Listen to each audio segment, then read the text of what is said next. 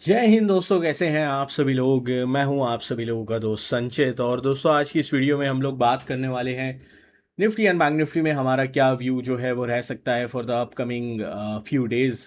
किस तरीके से डोनाल्ड ट्रंप ने एक बहुत बड़ा यू टर्न जो है वो लिया है। जनरली ट्रंप को टाको ट्यूसडे ट्रंप बोला जाता है, मतलब वो वीकेंड पे कुछ नेगेटिव बातें करते हैं और फिर ट्यूसडे मॉर्निंग तक जो है वो चेंज हो जाते हैं। बट इस बार जो है टाको उन्होंने फ्राइडे को किया है। किस तरीके से डोनाल्ड ट्रंप ने पूरे मार्केट की एक रूपरेखा चेंज करी, किस तरीके से बाजार ने एक बड़ा ब्रेकआउट किया है और अगले क्या बड़े टारगेट्स जो हैं वो हो सकते हैं, with a pinch of salt के डोनाल्ड ट्रंप कभी भी अपनी बात से पलट सकते हैं। सारी चीज़ें इस वीडियो में डिस्कस करने वाले हैं। तो दोस्तों, वीडियो शुरू करने से पहले चैनल को सब्सक्राइब कीजिएगा, बेल आइकन को दबाइएगा और इस वीडियो का लाइक एम हम रखते हैं लगभग 1500 लाइक्स, जो कि आप पूरा कर ही देंगे। तो चलिए, अब ज़्यादा टाइम वेस्ट ना करते हुए वीडियो को शुरू करते हैं। तो पूरा एक टाइमलाइन मैं समझाने की इस वीडियो में कोशिश करूंगा। सबसे पहले, ये थर्सडे का बाजार था। ठीक है, थर्सडे को बाजार लोअर पॉइंट पे खुले। लोअर पॉइंट पे खुलने के बाद बहुत तेजी से ऊपर गए और उसके बाद बीच में जाके कहीं पे बंद हो गए।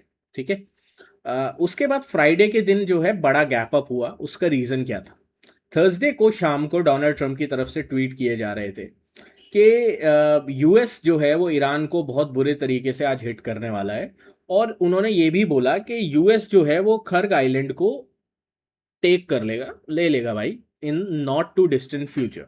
ठीक है, बहुत जल्द जो है खर्ग आइलैंड को अपने कब्जे में ले लेगा।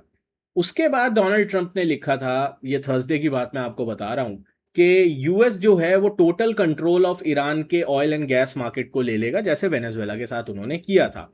ठीक है। उसके बाद ईरान ने क्या धमकी दी? भाई, ईरान ने बोला कि अगर तुम ऐसा करना चाहते हो तो हम क्या एज्यूम कर रहे हैं कि इलॉन मस्क की जितनी भी कंपनीज के ऑफिस हैं मिडिल ईस्ट में, वो एज अ मिलिट्री टारगेट होंगे। ठीक है, तो डायरेक्ट थ्रेट जो है वो किया था।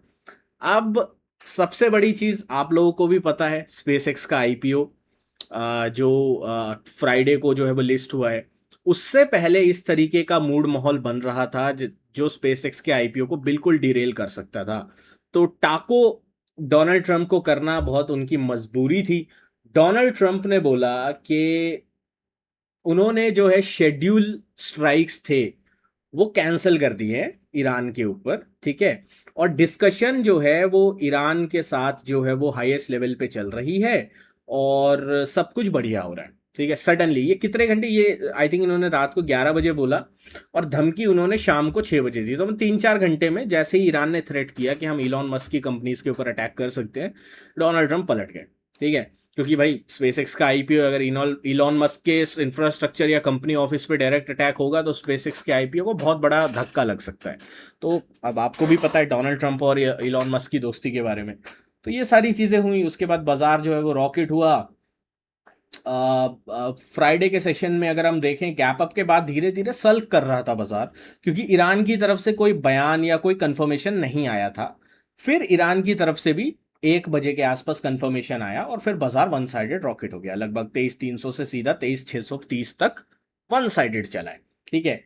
यही चीज अगर हम सेंसेक्स में देखें, सिमिलर स्ट्रक्चर, 74,500 से सीधा 75,500 का ब्रेकआउट। बैंक निफ्टी तो नीचे आया ही नहीं भाई, कभी सीधा गैप अप करके उड़ता ही उड़ता चला गया। तो जबरदस्त तेजी, जबरदस्त रिलीफ बुल्स के लिए एक ही दिन में जो बड़ा ब्रेकआउट है वो हमें मिल गया।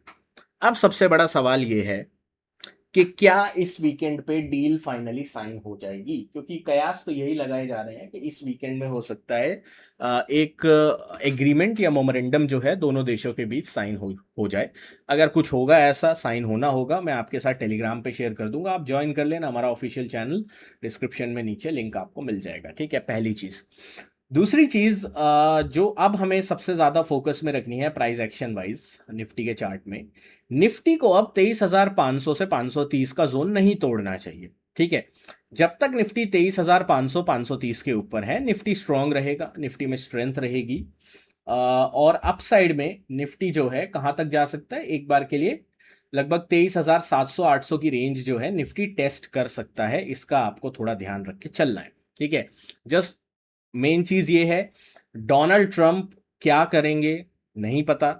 जैसे मैंने आपको लाइव एग्जाम्पल के जरिए भी समझाया कि भाई 6 बजे डोनाल्ड ट्रंप जो है धमकी दे रहे थे पूरे खर्ग आइलैंड को कब्जा करने के लिए, पूरे ऑयल मार्केट को कब्जा करने के लिए, और 4 घंटे बाद जो है वो पीस डील की बात करने लगे। तो इस आदमी पे जब तक डील साइन नहीं होती है तब तक भरोसा नहीं किया जा सकता। वॉर कोई भी नहीं चाहता, सब चाहते हैं शांति हो। स्पेशली हमारे लिए तो बहुत अच्छी बात है कि शांति होगी, तेल के दाम कम होंगे, हमारे मार्केट के लिए एक बड़ा पॉजिटिव होगा। बट अगर डोनाल्ड ट्रंप फिर से पलटीबाज बनते हैं अगले 2-3 दिनों में तो दिक्कत हो सकती है। बस इस चीज़ के लिए मैं आपको बोल रहा हूँ, थोड़ा कॉशियस रहिएगा। बैंक निफ्टी की अगर हम बात करते हैं, अगेन ज़बरदस्त ब्रेकआउट बैंक निफ्टी में भी हमें देखने को मिल रहा है। अगर हम बैंक निफ्टी की भी बात करें तो इसमें भी आपको एक क्लियर कट चीज़ दिखाई दे रही है कि ये वाला जो लेवल है,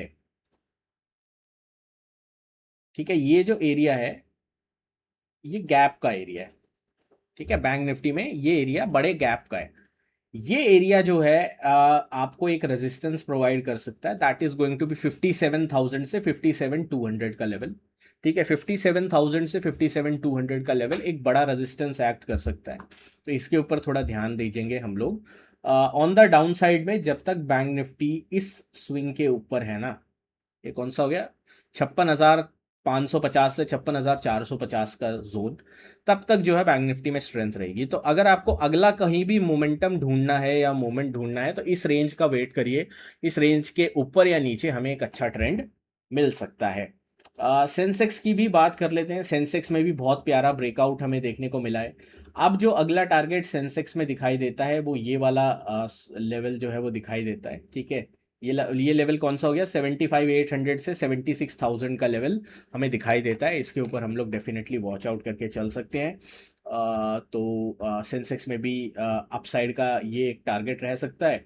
डाउन साइड में अगर हम चार्ट्स पे देखें तो ये एक स्विंग है, that is going to be 75,300 का, जो आपको फोकस में करके चलना है। अगर 75,300 के नीचे सेंसेक्स ट्रेड करने लगे देन एक बार के लिए थोड़ा कॉशियस हो सकते हैं। बट कमजोरी मैं तभी मानूंगा सेंसेक्स में जब सेंसेक्स जो है 75,000 के नीचे आएगा, तभी जो है बड़ी वीकनेस आएगी। ठीक है, तो बड़ी वीकनेस 75,000 के नीचे ही पॉसिबल है, उससे पहले नहीं।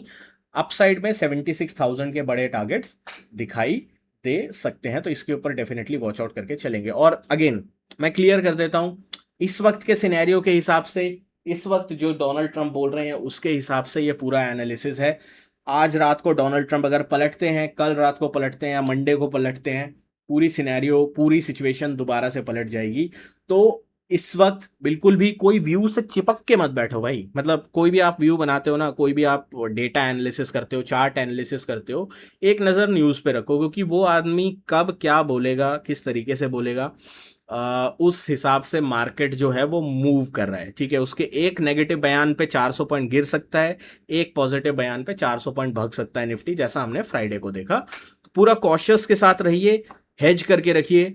बाकी देखते हैं मंडे को क्या पूरा सेटअप मिलता है। मिलता हूँ आपसे नेक्स्ट वीडियो में दोस्तों। Thank you so much for watching guys.